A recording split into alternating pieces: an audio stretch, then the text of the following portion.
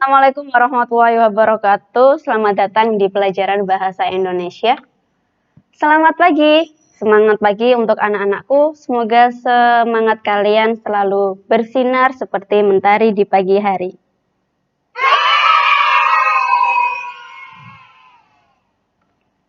Oke, hari ini Ustazah akan membahas tentang soal penilaian harian materi teks persuasi yang telah kalian kerjakan. Di sini Ustazah harap kalian sudah duduk yang rapi, yang manis, kemudian mendengarkan Ustazah dan membuka buku LKS kalian halaman 37. Langsung saja kita bahas soal yang pertama. Kutipan teks tersebut termasuk jenis persuasi apa? Nah, di sini kalian disuruh menentukan jenis persuasi. Nah, ya, yang perlu kalian ingat, jenis persuasi itu ada berapa? Ada 4 ya. Yang pertama ada propaganda, persuasi pendidikan, persuasi politik, dan persuasi iklan ya. Dari bacaan ini perlu kita ketahui dulu ya. Jadi persuasi ini membahas tentang apa sih? Nah, kita baca. Sudah dibaca? Oke. Kutipan teks tersebut itu membahas tentang ajakan atau imbauan kepada anak-anak agar tekun dan giat belajar dalam menghadapi ujian nasional ya. Jadi kutipan teks tersebut termasuk jenis persuasi pendidikan ya. Jawabannya adalah B. Nah, di sini yang perlu Ustazah tekankan, Ustazah bahas karena kemarin banyak Ustazah temui kalian itu salah di nomor ini ya. Kebanyakan kalian kemarin itu menjawab A, propaganda. Lah, kenapa kok propaganda? Nah, di sini Ustazah mau menjelaskan ya. Jadi memang benar ya kalau propaganda itu kan jenis persuasi yang berisi informasi ya. Jadi kalau propaganda itu lebih ke harapan penulis kalian itu mau mengubah kebiasaan ya.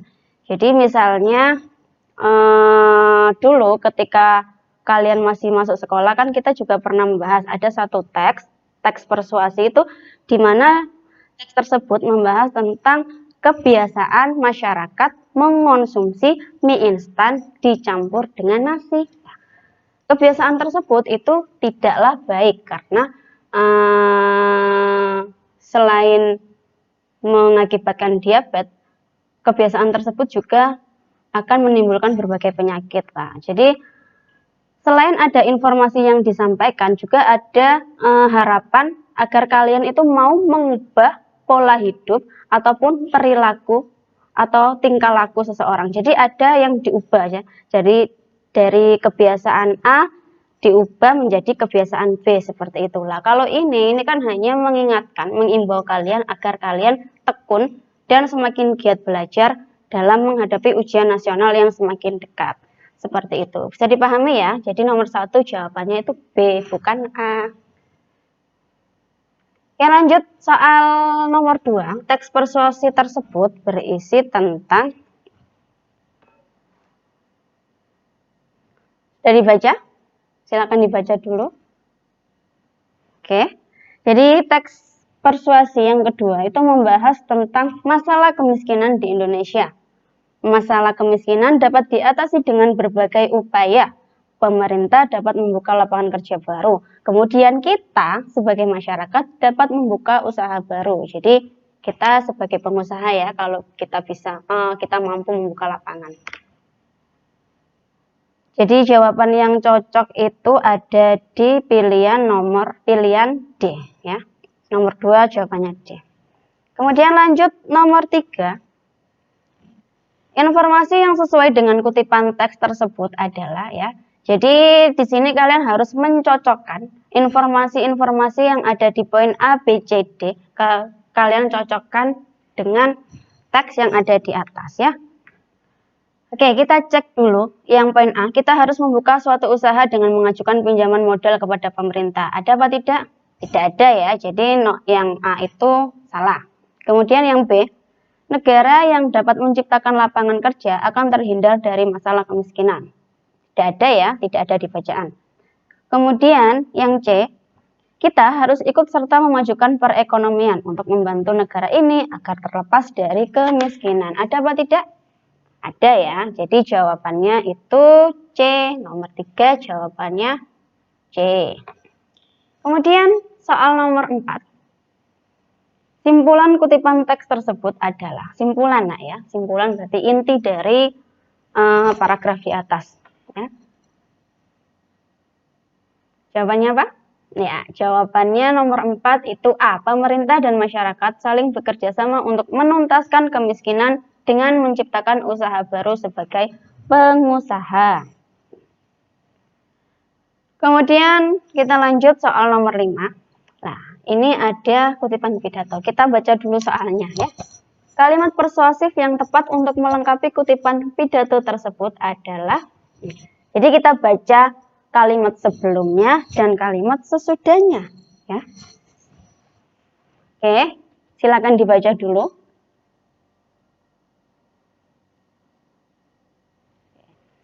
Nah, kita lihat kutipan pidato ini membahas apa?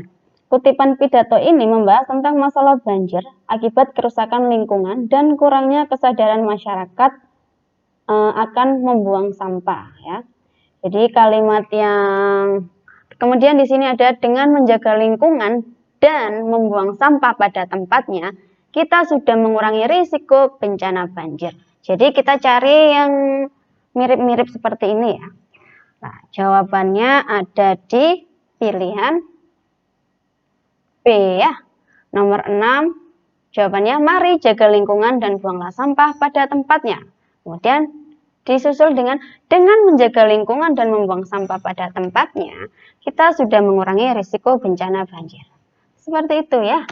Kemudian soal nomor 6.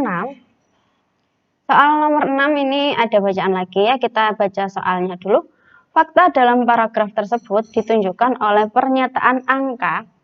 Jangan lupa ya, fakta, ada opini ya. Kalau fakta itu bisa dipertanggungjawabkan, nyata, benar-benar ada ya. Caranya itu berarti ada bukti konkretnya, bukti nyatanya bisa dalam bentuk data, angka seperti itu ya. Kita lihat nomor 1, 2, dan 3. Di sini hanya sebuah opini semata ya.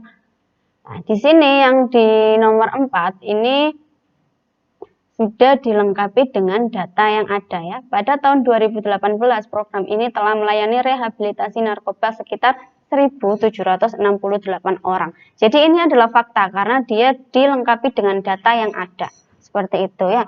Jadi jawaban nomor 6 adalah D ya, nomor 4.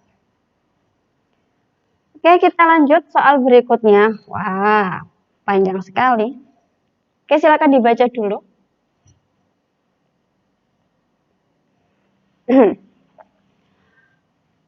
Soal yang nomor 7, kalian disuruh menentukan struktur ya. Struktur pengenalan isu ya. Sebelum kita menjawab, saya mau memberitahu kalian ya. Struktur teks persuasi itu ada berapa sih, Nak? Iya, ada 4 ya.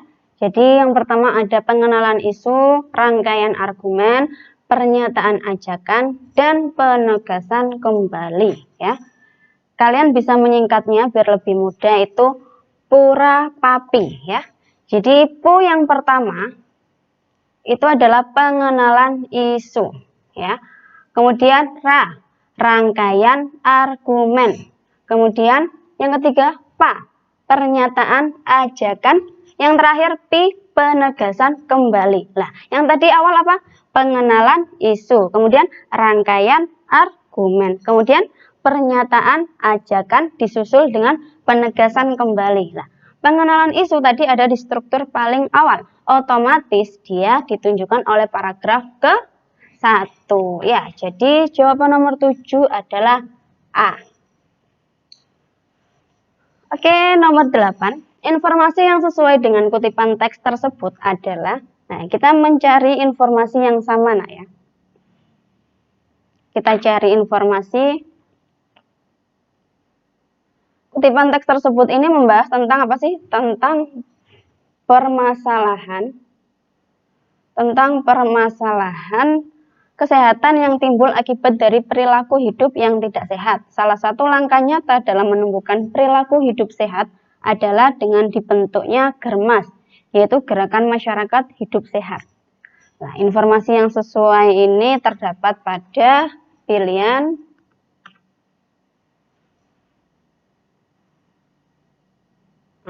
ini ya. Yang nomor 8 jawabannya B. Nomor 9. Kita lanjut soal nomor 9, ide pokok. Ide pokok paragraf kedua teks tersebut adalah ide pokok ya, kalian harus tahu mencari ide pokok itu dia ada di dalam kalimat utama ya. Saya sudah sering kali menjelaskan.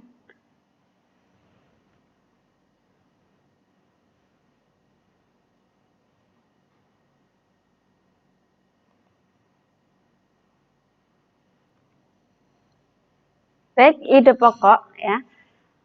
Ide pokok itu terdapat di dalam kalimat utama ya. Kalimat utama itu bisa di awal paragraf ataupun di akhir paragraf ya.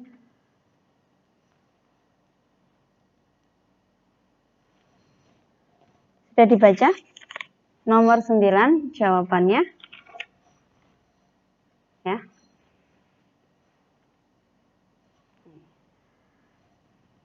Ide pokok pada paragraf kedua ya. Jadi kita langsung lihat ke paragraf 2. Ide pokok itu bisa di awal paragraf ataupun di akhir paragraf ya. Cara melihatnya kalian silakan dilihat di bagian akhir paragraf atau kalimat terakhir itu ada apa tidak penegasan ataupun simpulan dari kalimat dari paragraf. Di sini kalimat terakhir tidak ada ya, otomatis kalimat utamanya ada di kalimat paling awal ya. Ada di perilaku hidup sehat sebenarnya sudah ada di masyarakat, tetapi perlu dikuatkan dan diperluas dalam praktiknya di kalangan keluarga dan masyarakat. Kita lihat pilihan jawabannya. Oke. Ternyata pilihan jawabannya ini adalah sama persis dengan kalimat utama. Ya, kita tidak perlu susah-susah mencari ide pokoknya, jadi sama persis. Jadi jawabannya nomor 9 adalah A.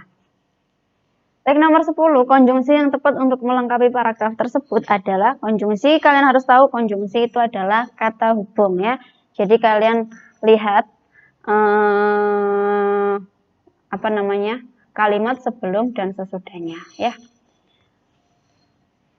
Apalagi gotong royong pada praktiknya meningkatkan, apalagi di kota besar budaya ini nyaris sulit kita temukan. Bisa jadi di desa-desa masih bisa kita temukan budaya ini. Kemudian gotong royong harus tetap ada agar sikap individualistik tidak terus tumbuh dan kepedulian antar warga terus meningkat. Di sini konjungsi yang digunakan yaitu konjungsi akibat ya.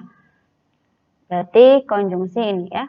Pilihan jawabannya ada oleh karena itu, sementara itu, akan tetapi, dan namun ya. Kira-kira yang paling cocok apa nak? Yang paling cocok adalah oleh karena itu ya. Jadi jawabannya adalah nomor 10A ya. Apalagi di kota besar budaya ini nyaris sulit kita temukan. Bisa jadi di desa-desa masih bisa kita temukan budaya ini. Oleh karena itu, gotong royong harus tetap ada agar sikap individualistik tidak terus tumbuh dan kepedulian antar warga terus meningkat. Seperti itu ya, jadi 10 jawabannya. Demikian penjelasan dari Ustazah. Terima kasih atas perhatiannya. Semoga ilmunya bermanfaat. Sampai jumpa di pertemuan selanjutnya. Terima kasih. Wassalamualaikum warahmatullahi wabarakatuh. Dadah.